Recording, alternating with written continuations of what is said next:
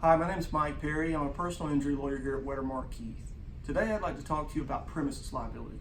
And that's just another way of saying slip and fall. This can happen in a grocery store or a restaurant, any type of establishment like that you may be visiting. It's important in these type of cases for you as the victim to identify the substance or the thing that may have caused you to fall immediately at the time of your fall. If you're able and you're on the floor or you're somewhere right after the injury, right after the fall, start looking around. Try to see if you can identify something that may have been the cause of your fall. It's important to identify the characteristics of that substance. Is it dirty looking? Is it dried? Something that may be able to help people perceive time that the substance may be on the floor. That's one way that we may be able to help you prove what we call in these cases as notice. And notice means notice to the establishment, that they knew that something was there and they failed to correct it. That is a very important part of your case. If lawsuits are filed in these cases immediately, the restaurant owner, the grocery store owner, they're going to file a response saying, we didn't know about this. We're not responsible.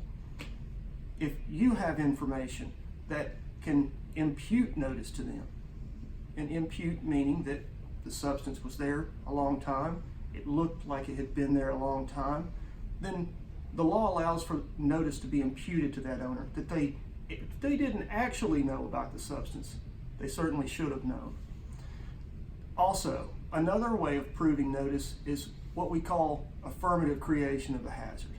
That simply means that the store or its employees caused the problem. If you have any information, if you hear conversations between employees while you're on the floor, any information that would tend to prove that the store or its employees created a hazardous situation. And this could be perhaps that they spilled something on the floor, one of their employees. Maybe they bring a wet buggy in and it causes a puddle. Whatever the case may be, an action by the employee in the store that created the hazard. Affirmative creation. Constructive notice, they should have known. Actual notice, if you're there and you're on the floor and you hear an employee say, oh yeah, I knew that was there, I was going to get it up.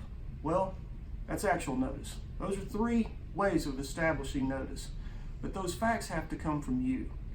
When the response is filed by that business owner and they say we didn't know, it's very important for us to be able to use your words to respond and say, you actually knew, you should have known, or you created it.